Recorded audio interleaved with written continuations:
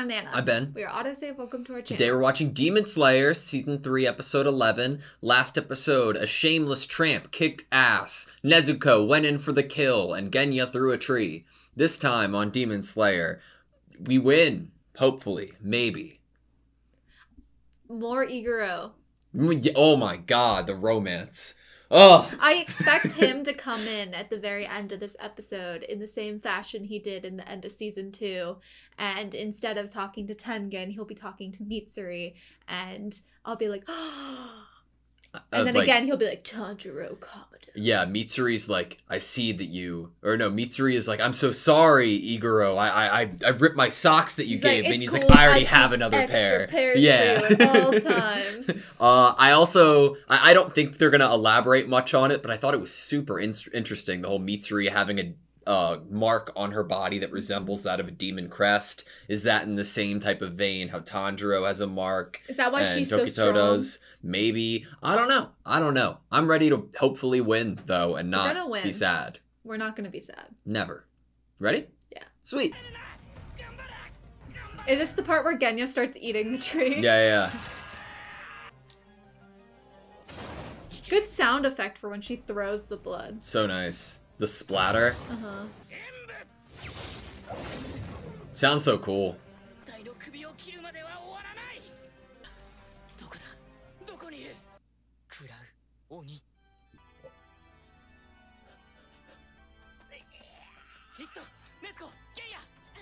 You know shit's about to get real when there's a black screen with white text on it.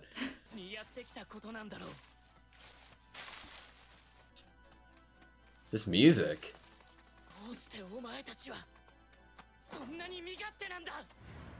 Self-serving.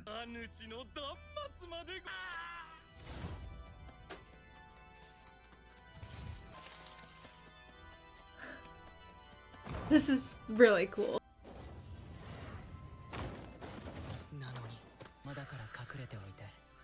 Do you have chills? Mm-hmm.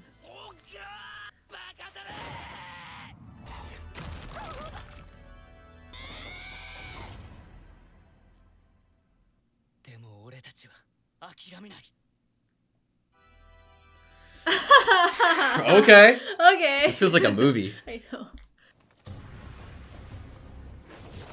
2 trees.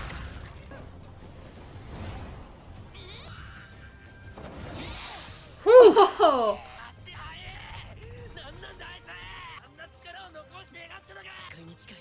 Mm.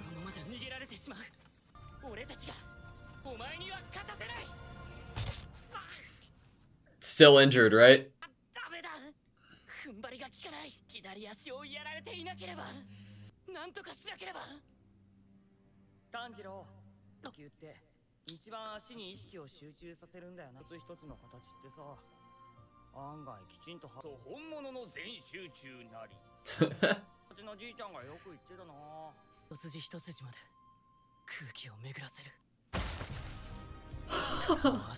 No shot!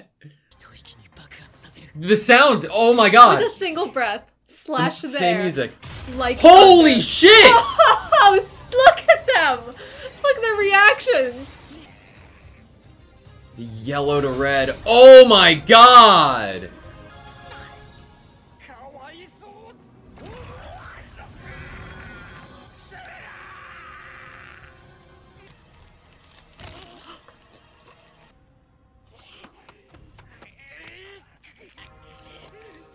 Loosening the grip.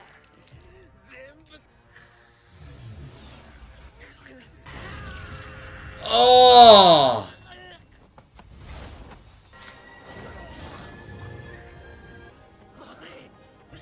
Oh no! Fuck.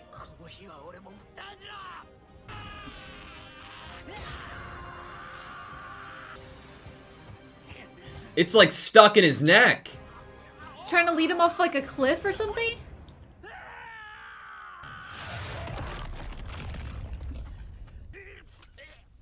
Where's Tanjiro?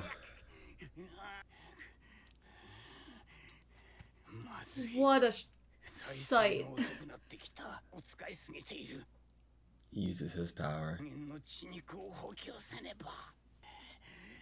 That looked like it was from above.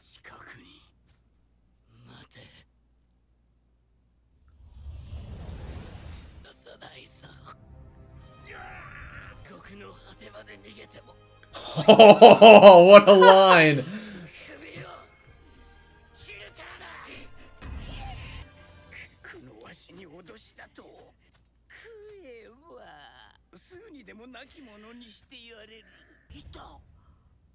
Oh, are they kids?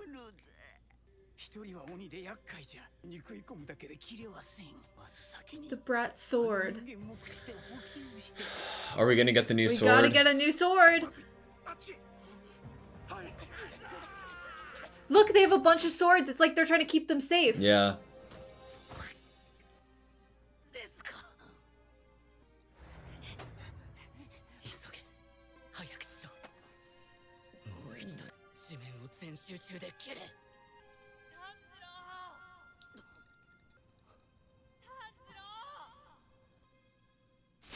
The sword's done! The sword is done! It is done!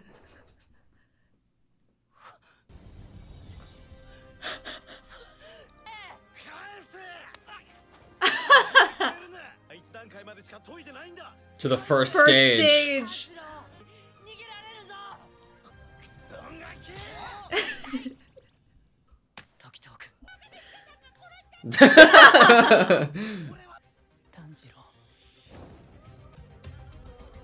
Oh my god, the shot from the intro. Stop! That's so cool.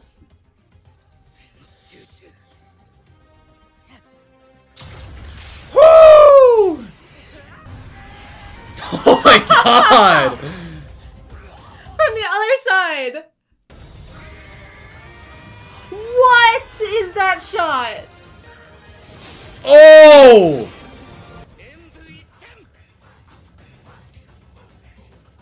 Look at his eyes. Is that it? Is it? Daybreak.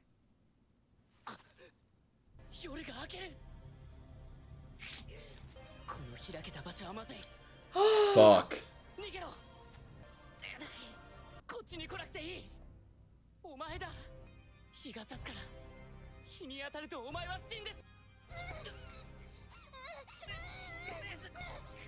What? What's wrong?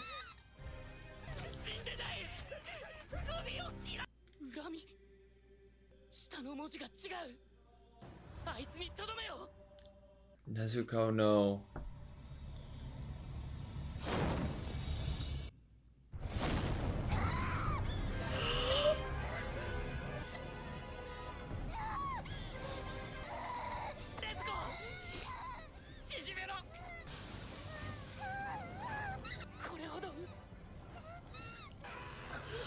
Oh my... Being torn in two different directions. Genya!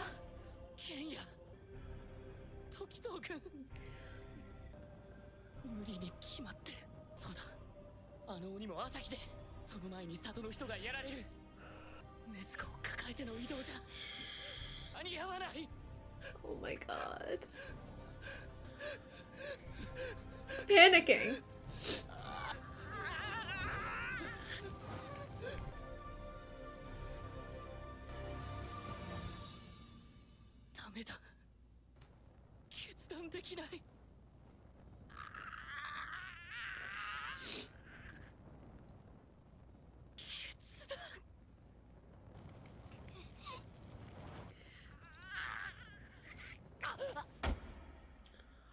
Oh, stop!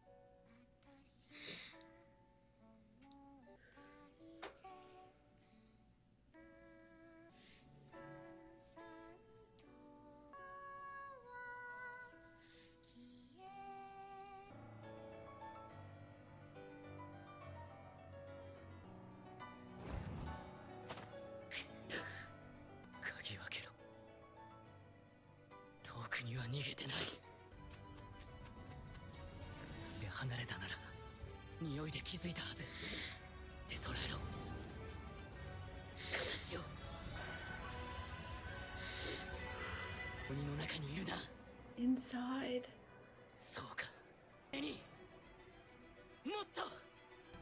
The heart? It's inside the heart, like when the tree roots.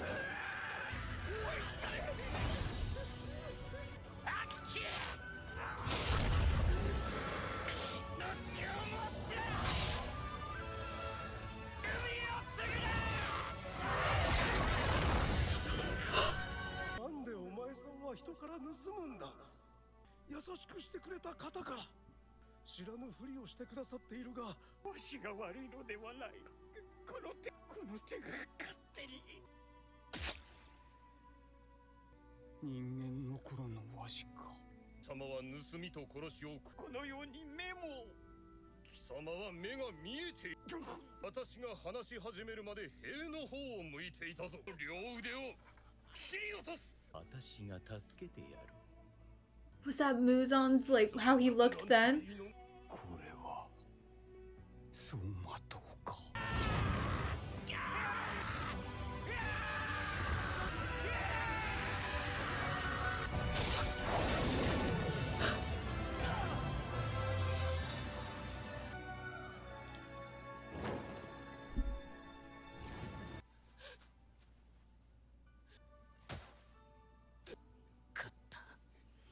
Wow, does that not feel great?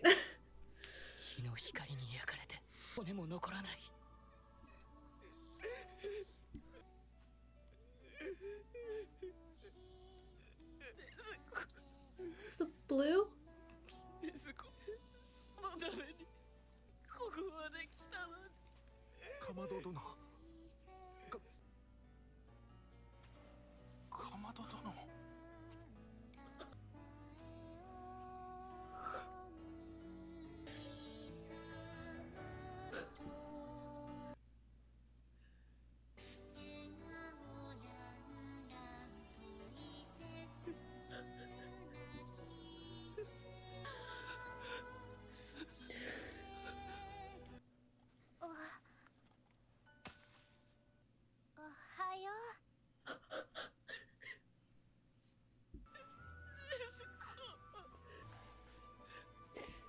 They're helping him walk to her. This isn't a dream, right?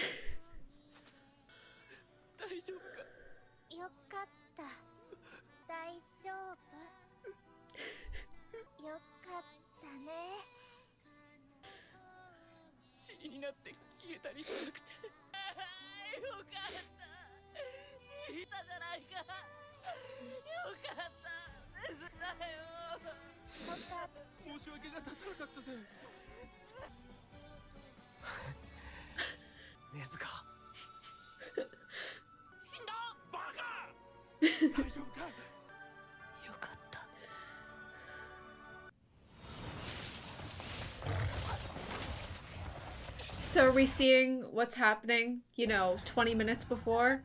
30 minutes before?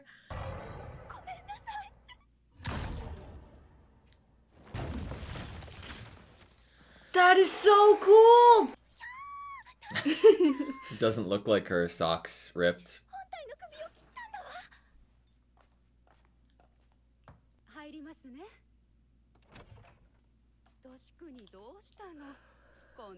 He could, obviously he knows.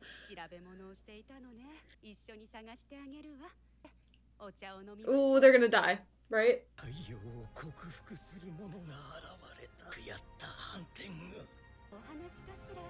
Oh! Oh! Oh! Oh!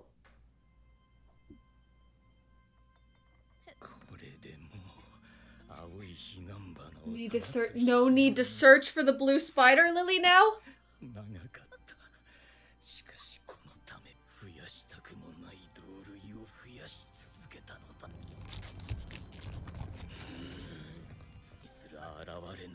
A rare constitution. The chosen demon. Devour and absorb her. And be able to conquer the... He can grow clothes.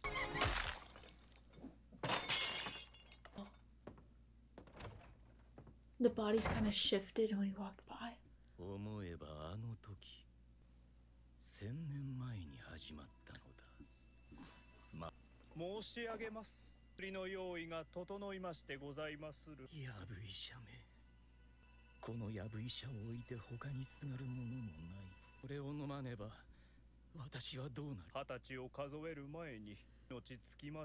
'20th birthday.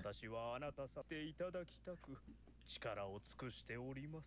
もういい。どうせ期間壊したい。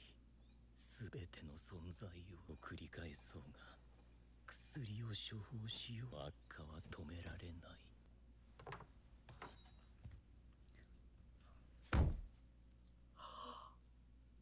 死んで当然だ。やぶ医者め。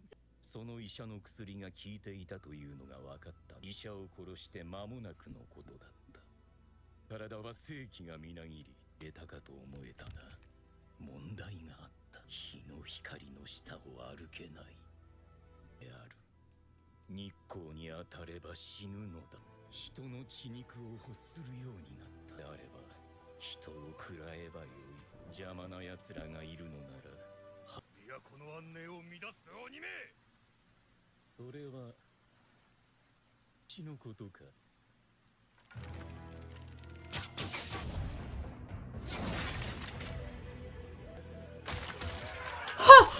What? What? What? And the blue spider lily might have been able to do that? Who was this doctor, dude? Medicine.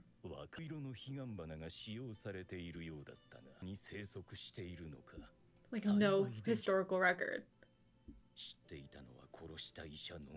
Oh shoot! You fucked up, dude. You fucked up.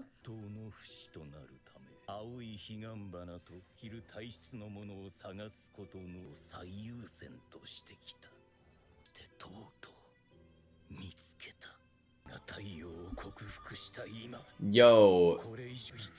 No longer any reason to increase. I mean, that's good. He's just gonna go right for her, no? Yeah.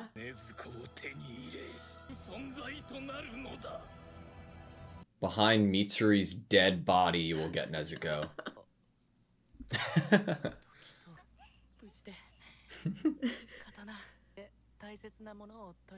His memories.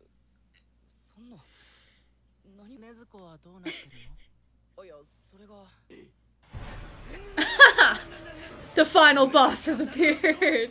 Haganeska versus Muzan. Season 4.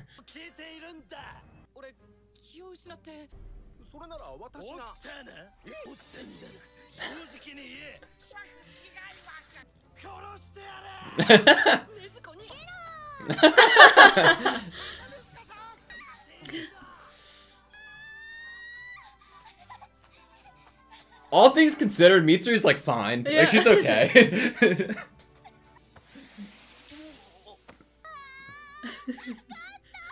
Kotetsu's like a little in the sandwich.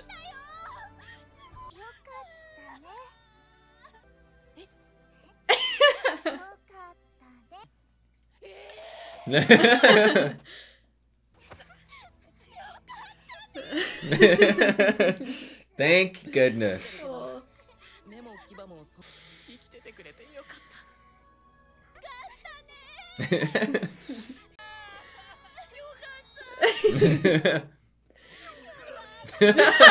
Yes. Okay, Ooh. Lady Tomoyo, right? Mm-hmm.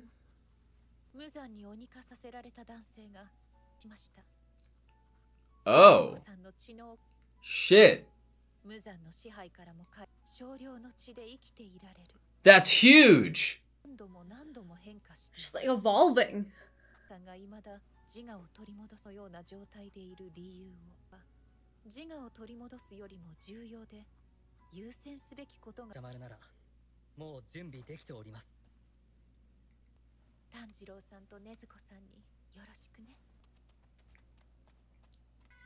So cool.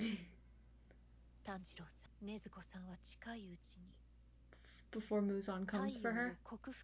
Can conquer the Conquer the sun. sun. I'm sure her next thought after that would be, if she can do that, it's only a matter of time before Technically, Muzan. that's what we got here, is her conquering the sun.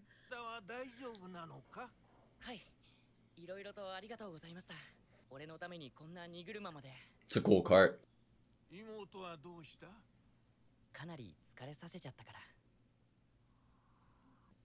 You know what? I wouldn't take any risks either. I wouldn't just have her out chilling. She needs a good nap.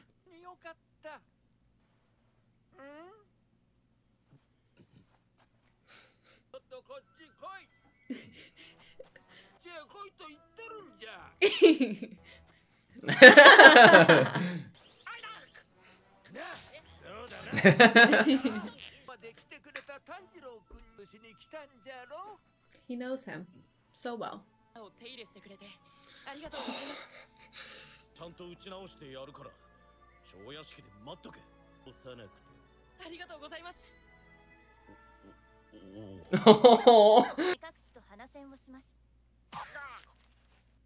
See, that's smart. The nose plugs make sense for him, yeah. right? Yeah. I like to think they had to design them specifically for Tanjiro. Yeah. How his voice is different. I wouldn't be able to breathe. Goodbye.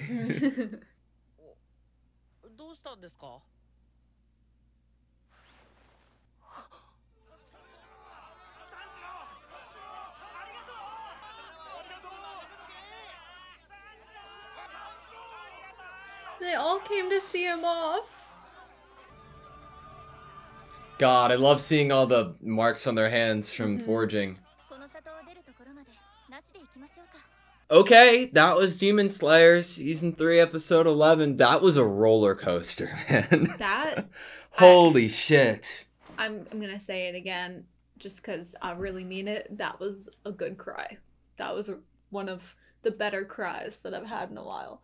That felt so... almost like a relief, like it was a really sad cry that turned into like a relief cry, and it like I wasn't stopping crying throughout that whole journey of like feeling, because at first I'm like, oh no, Nezuko's, you know, gone, but then I hadn't recovered or stopped crying yet once I got the relief cry of no, she's okay and she's walking towards us. It was so interesting. Like I really thought by how they were going about showing every single bit of Nezuko and Tanjiro's journey that meant Nezuko's death.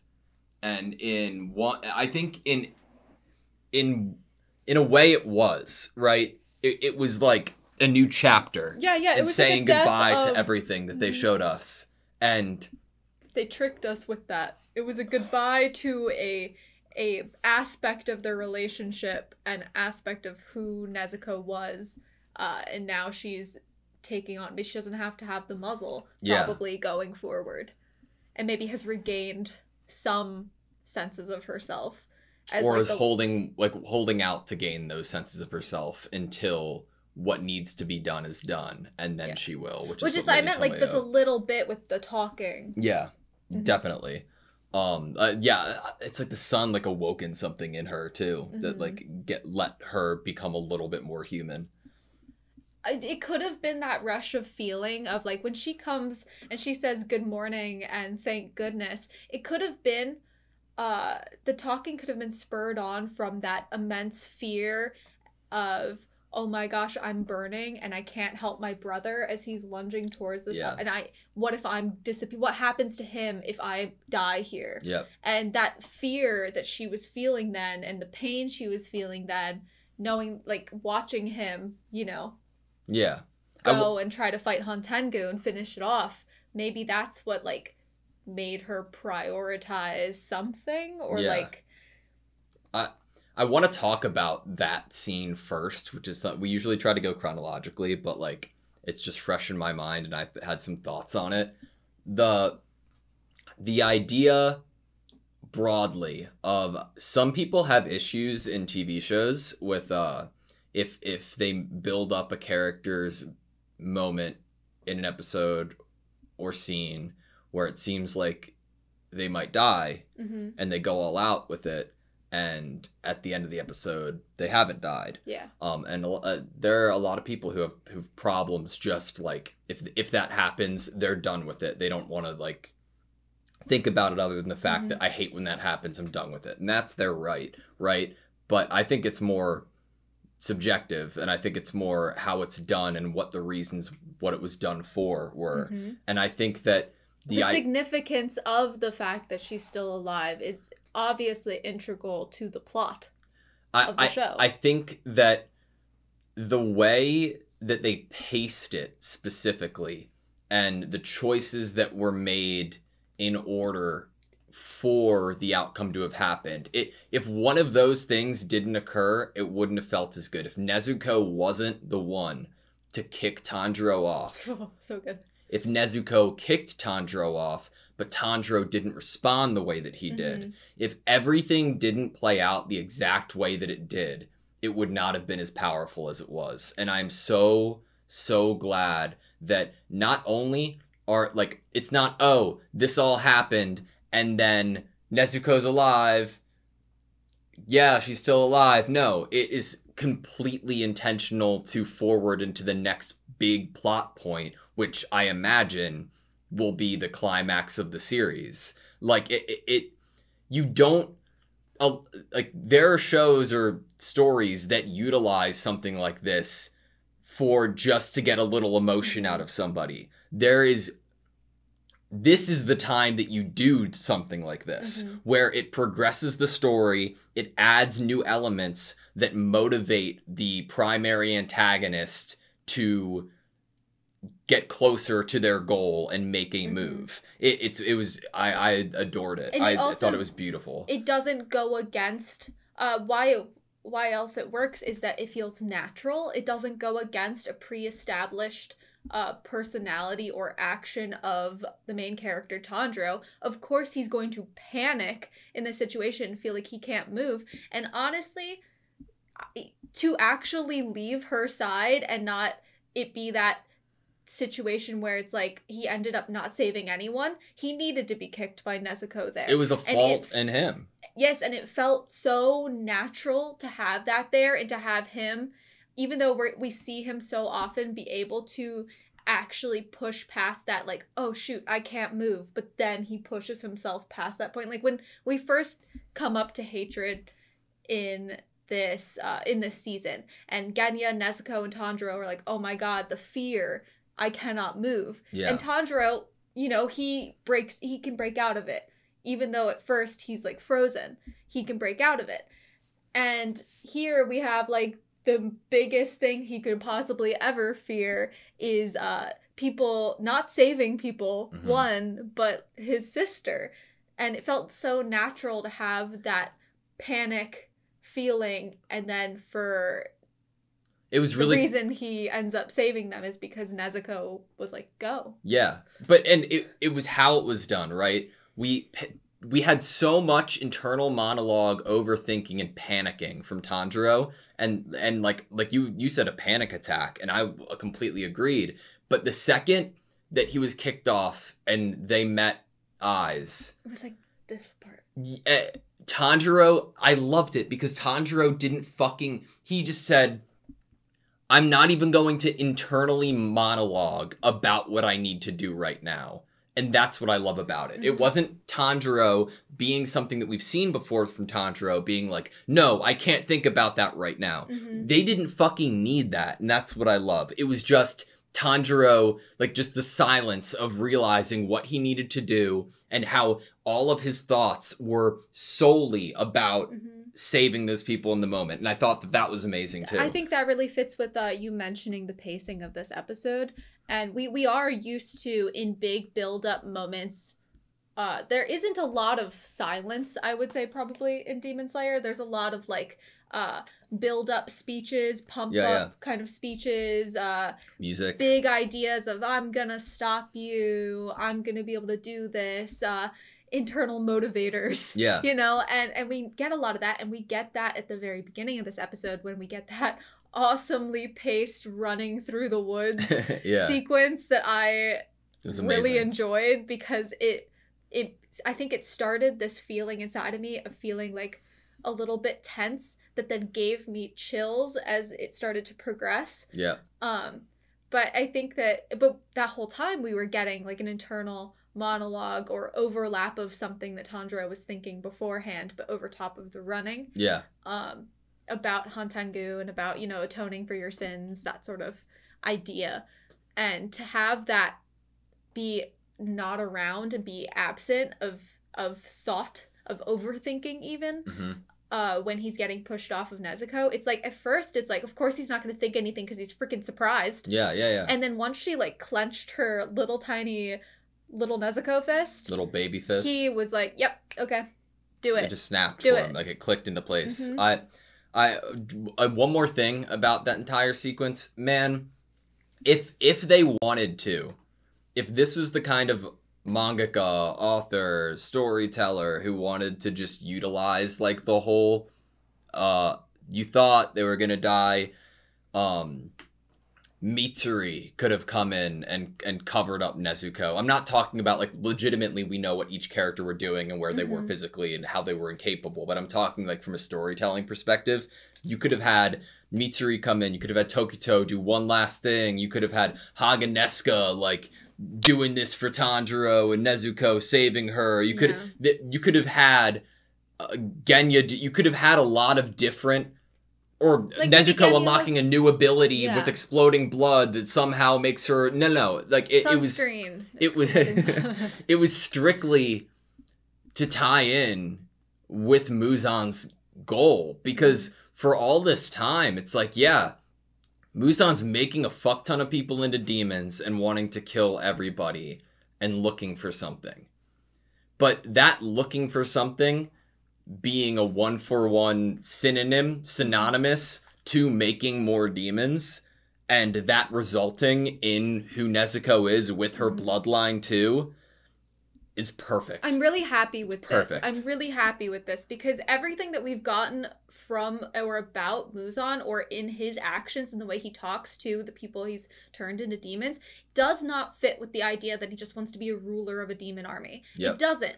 It fits with the whole self-serving, I want to be alive forever. Yeah. That's what it always has, like, it fits more with that. And that's why I'm so happy that, like, he's like, I don't have to make any more. Because the only reason he was making them, the only reason he has upper ranks, was to try to find the secret to him living forever and going out and conquering the sun. Yeah. It was all self-serving. Like, he doesn't want to be, like, the ruler of an army. He just wants to be like solo lone wolf ruler of the world, live forever. Yeah, I also love that he's just like a nihilistic stupid piece of shit in the end. Like you could have gone a couple different directions with it. Like, I want to also talk about the whole idea of how he became a demon and what fucking wonders that doctor was working. What that were you being feeding this guy? Dude, like, what? I am so happy that he's just like he's stupid as fuck. And obviously hindsight's 20/20, but I just love that, hey man, give it like a week and maybe he was onto something and could have cured you fully. And maybe what was wrong with him is that he had an iron deficiency and he was being fed some type of iron, and then when he killed that guy and he smelled the blood, he was like, ooh. Yep. Now I crave iron. I don't know. Maybe he just like suddenly got addicted to... It's just awesome to me that, like, he was like, I'm gonna kill this guy. He never heals me. Oh, wait. He was healing me, and he's the only chance I have at actually being healed, and I killed him. He's like this inept doctor and his incompetence. Fucking dumbass. But he's also the only person that knows this medicine. He basically freaking created it. No wonder he got along with Gyoko. Dumbass, you know? But, I don't know where the fucking doctor got this, like, godly knowledge from. They can't be cultivated. No one knows where they're located.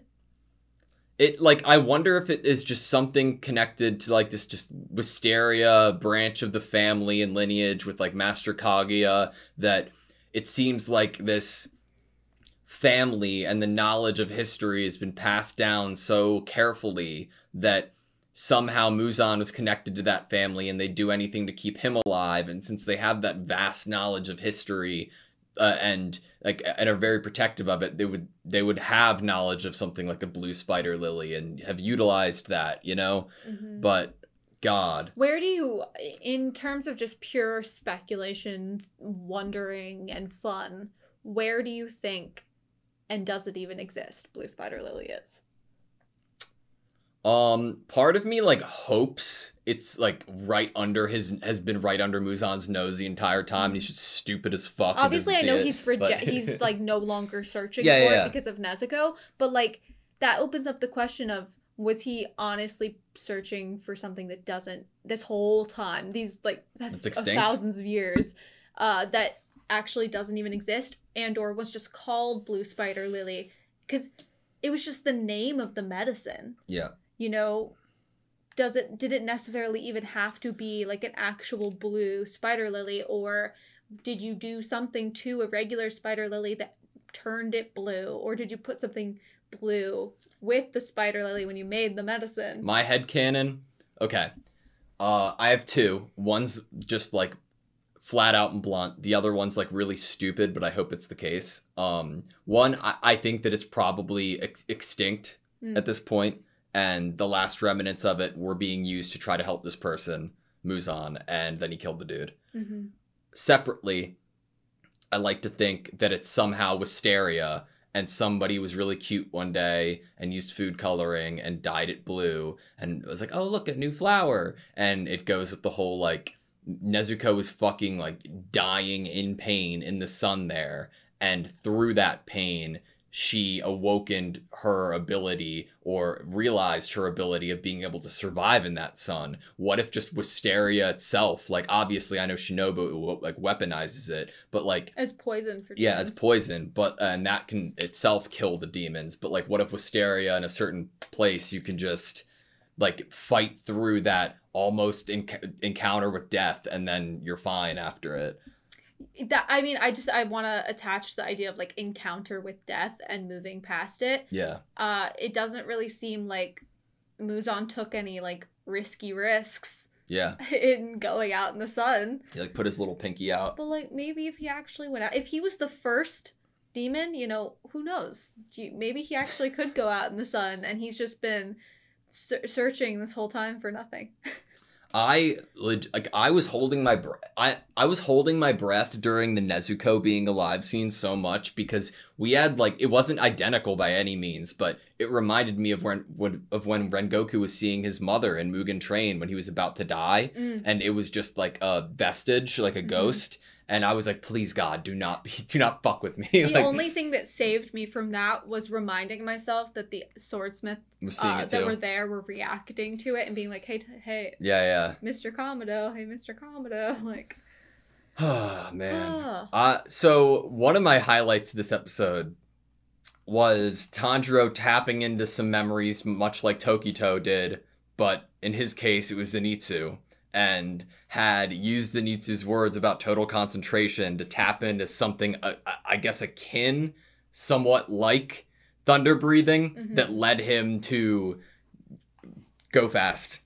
I can't wait for, like, say, you know, we're about to go to the Butterfly Mansion, because obviously, why wouldn't we be there if Haganeska said that's where he's bringing the sword when he finishes with it? Yeah.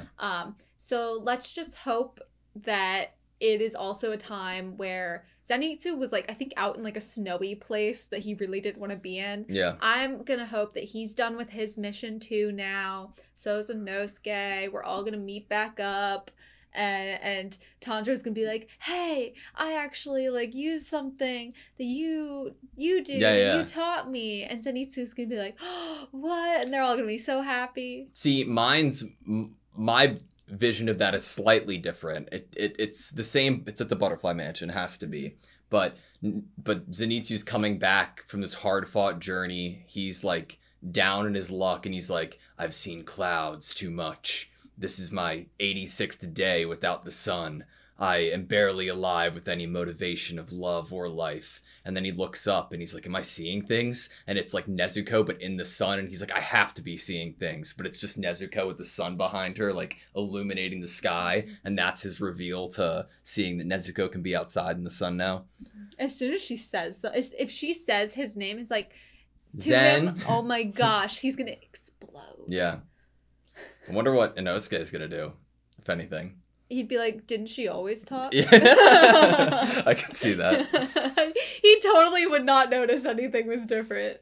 So, in the idea of Nezuko being able to withstand the sun, Muzan was saying something about her rare constitution, and that if he eats her or absorbs her, he can gain that ability. Why does he think that, though? Why does he think that if he eats or absorbs her, that he will then have that power? I don't know. This I dude's think that's so extra. pretty presumptuous. This dude is so extra. I bet, like, you know how, like, the group of people were like, you demon. I bet he was the person who called himself a demon first. I bet, like, he's thinking of all these names, like, oh, the 12 Kizuki. Like, he's coming up with all this shit. This dude's, like, so theatric. Yeah, and you know why it's also great that we got that Muzan stuff? The flashback from the other demon we got in this episode wasn't someone who we could necessarily pity. Yep. And it kind of, they almost were similar in that they didn't want to hold any accountability or blame on themselves of, like, killing someone. And almost, like, narcissistic. Self-serving is the word that Tanjiro used. I think self-serving's a great word for it, too. And I'm like, wow, that's like a parallel there for us to get the flashback backstory of Hantengu and to realize that he's just, like, full of shit. Yeah.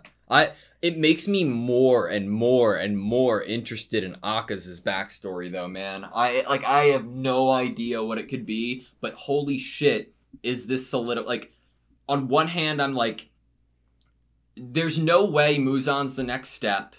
Because Muzan is coming for Nezuko, but before Muzan and Tanjiro fight, it is written in the stars that Tanjiro needs to fight Akaza with the hilt of Rengoku's blade to kill him. It has to happen, like narratively. I know we gave it to Kotetsu though, so are we gonna? Haganesuka's working on the sword now, so is he? It'll show up with the hilt, I imagine. Yeah. And, like, that needs to happen to me. And it also needs to happen from Tanjiro's doing, because I think that we need to see a little bit about Akaza's backstory, and that typically only happens when it's done by Tanjiro. It's tough to guess or wonder how many more seasons or arcs or mini small 12-episode arcs will be left before that, like, inevitable final, because if Muzan's now like, I no longer have to make demons and put energy into them, I no longer have to search for the blue spider lily, I just need to get Nezuko. Yeah. I'm like, ooh, okay, that could be tomorrow. I know. Couldn't he just, like, leave now and chase after her and find her? So I'm like, okay, where do those other 3 upper ranks and all the other Hashira we haven't really had a chance to get to know yet, where do they fall in now that Muzan's, like, got his sight set on his goal? I think, this wouldn't happen, I don't think, but a potential, like, really dark turn could be, you know how, like, Tanjiro wasn't awake at the start of the season? A similar thing happens, but this time when he wakes up, it's like multiple Hashira have died. They've all been protecting Tanjiro and Nezuko from Muzan's full force attack, and they've just been trying to, like, protect Tanjiro as long as possible while he's asleep, and Nezuko as long as she's asleep. And it's like this, like, fucking crazy, brutal, M-rated time skip, and, like, dead, you know, Tengen Uzui came out of retirement dead, like, you know. I definitely see some actual, maybe, realistic idea in there of a possible end to the narrative where, all of the Hashira, because we had that time period where we were presented in front of the Hashira, and Nezuko's, you know, box gets stolen by Genya's brother, and then the master reads the letter about Giyu, and, you know, so because we got that, and that whole idea that at that time all the Hashira were like, get rid of this demon, and then we get Rengoku, and then we get Tengen, and Genya, now we have too. Mitsuri, and they're all appreciating Nezuko for who she actually is, and that she's not a threat. And then what we'd get as the next step would be, or the very end step would be, people that had first perceived her as so much of a threat that we shouldn't even give it a chance are then going to lay their lives on the line in order to protect her. If she's what Muzan calls the chosen demon, then That's a name. I could see a time and a place where Hashira that we have would die. Well, it's great because it's not even up to them, right? Like, if the Hashira or the Master is privy to the information that this is what Muzan needs, then they're going to either do one of two things. Listen to the Master and say, okay, I need to make sure he does not get this. Or they're going to be like, let's kill Nezuko until Muzan can get to her. So, obviously, I 100% believe the Master is going to know about this, because I know the letter was sent to Tanjiro, but Master knows of Lady Tamayo. Yeah, but she didn't say anything about Muzan's intentions, just about the sun. I think, so the Master Master could put pieces together. Yeah, connect the dots there.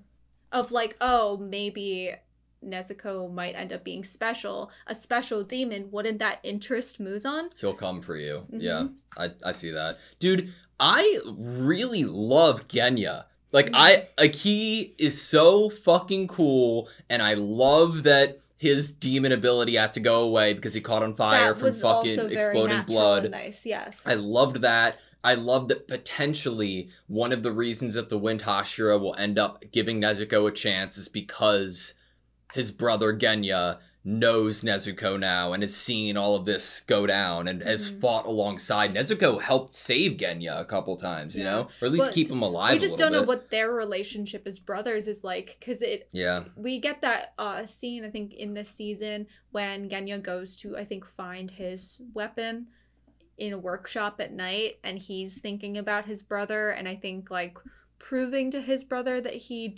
should be or deserves to be in the Demon Slayers. So, Wind Hashira, I think, is the only question mark for me. He's definitely going to be the hardest to convince of anything, probably. Yeah. Sorry, Snake Hashira, but Tengen told you, and Mitsuri's now going to be telling you, so I think you need to give Tanjiro a chance. Definitely. I have a question for you.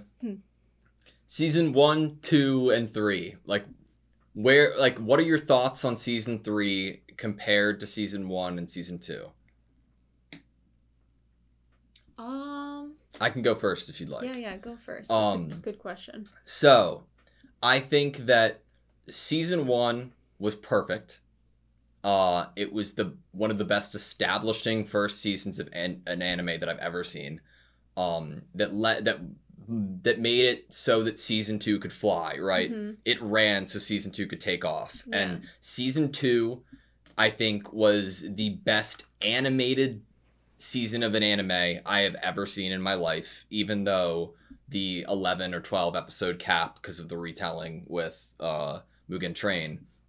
And I think that it's storytelling during a fight, as in like so like not actual written storytelling, but this is gonna sound like a lame comparison, but like in WWE, like in wrestling, right? You're telling a story during a match and a fight. And, like, that's, like, well known in the industry. And you have to have its ups and downs. Different things need to occur. Different weapons need to come out. And that's what Season 2 had as well with its animation. Because I know some people who only think that it succeeded for its animation and was so praised because of its animation. But I think that its storytelling during that fight was one of the best I've ever seen during a fight.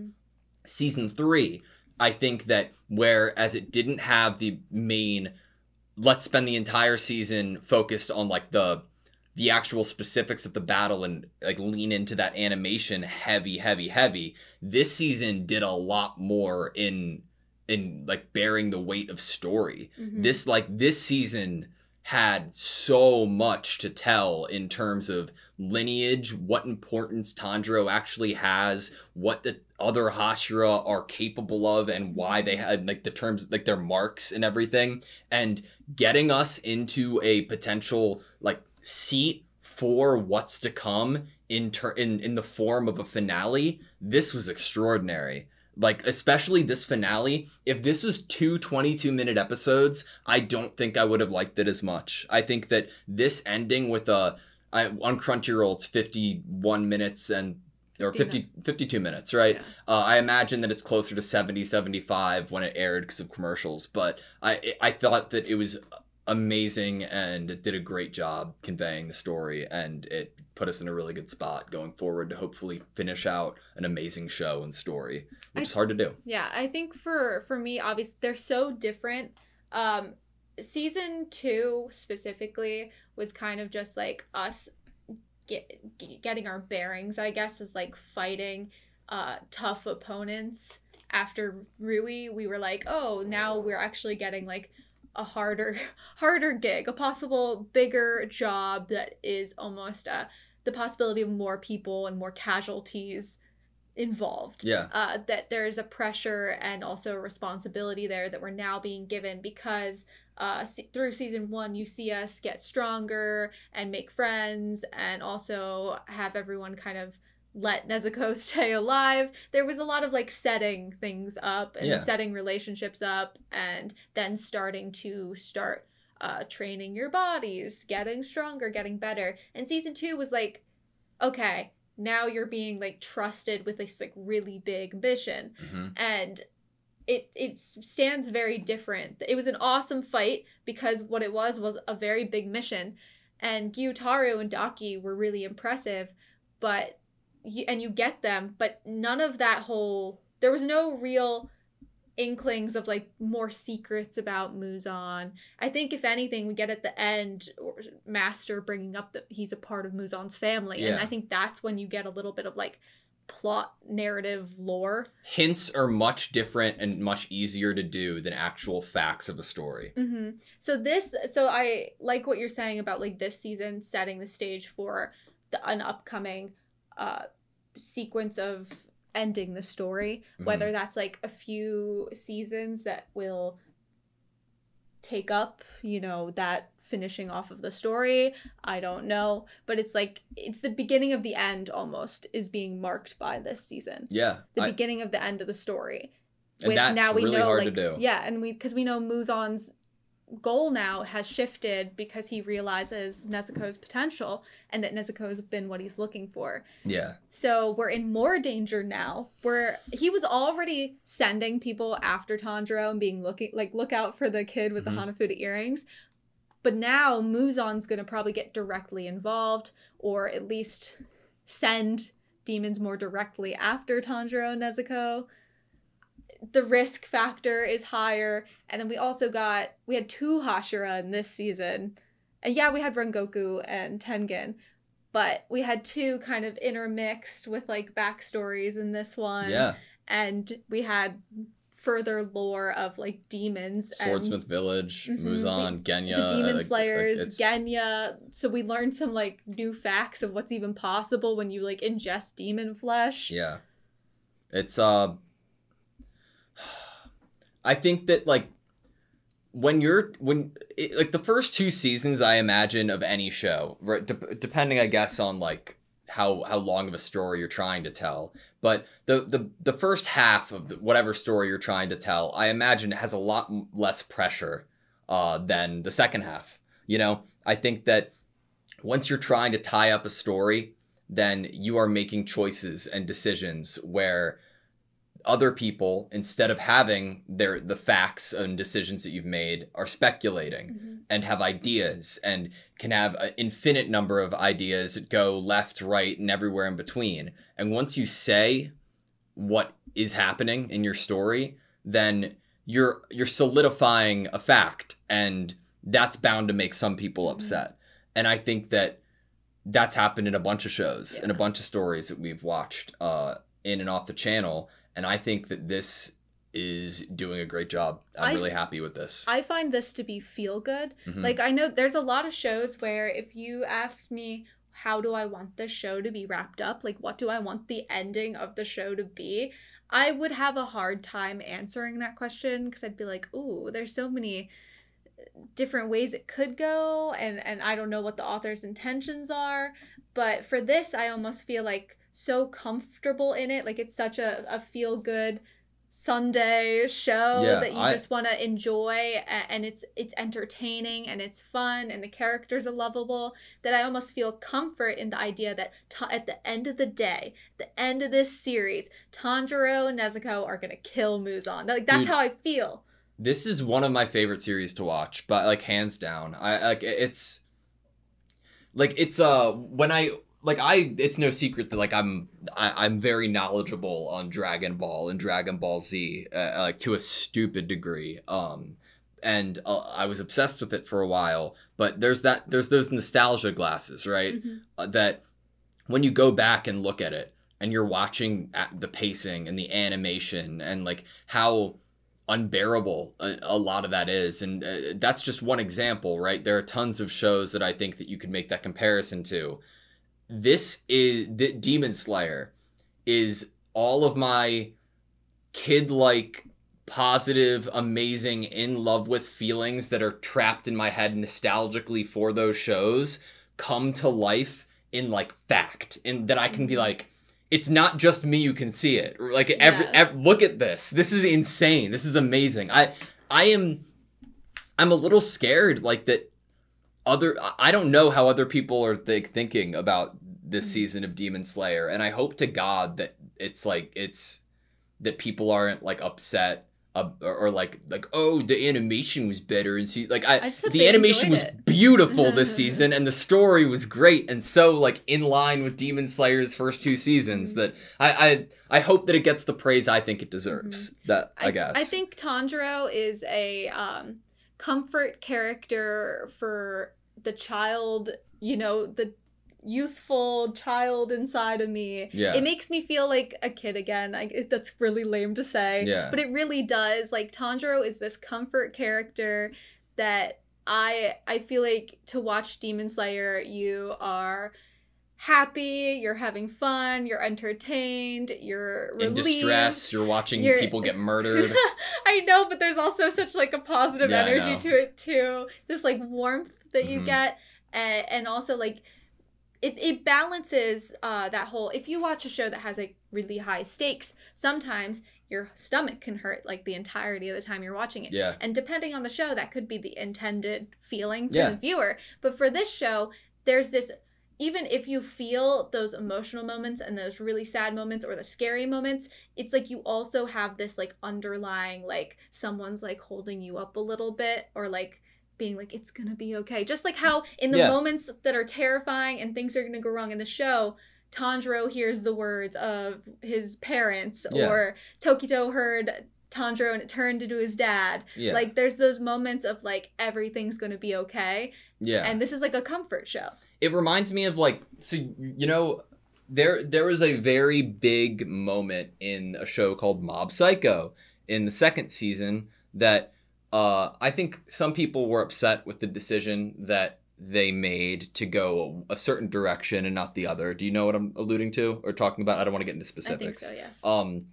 But I'd like to say in reference to that that's not the kind of show Mob Psycho ever was or wanted to be or ever wanted to be written to be. And in that same vein, I think Demon Slayer is is the same. Like Demon Slayer knows what it is. Yeah. And it's going to be unapologetically Demon Slayer. Mm-hmm. And I am so goddamn here for it. And I'm loving how the story's going. I love the show, man.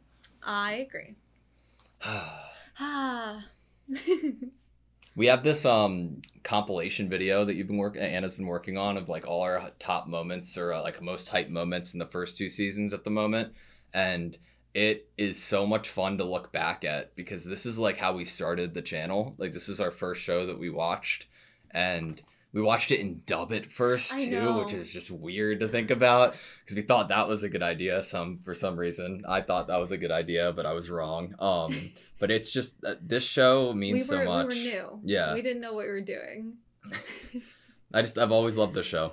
Mm-hmm. You can in watching back as I've been like slowly making this little compilation. It's not even little. It's not little. Long. It's long. I think doing that before leading up to the finale of season 3 has reinvigorated this idea within me of like, wow, this show is so fun. Because I got to watch all of the moments where we were like, this episode's over, and we would like be like throwing our hands up in the air, and how like into fights we were getting, and it was like really nostalgic to watch like us. Like, watch myself watching Demon Slayer for the first time. All right, that's all I have. I can't wait for next season. There's probably, I don't know, trailer. I don't know if a new season's even, like, in the works or if they're even talking about it. Is it gonna get another season? That'd be crazy to me. That would be so crazy to me if it wasn't. This is where Demon Slayer ends. We learned how Muzan became a demon. Continued. Yeah. All right. Thank you guys so much for watching this video. I don't want this to end. Please like, comment, and subscribe, and we hope to see you next time.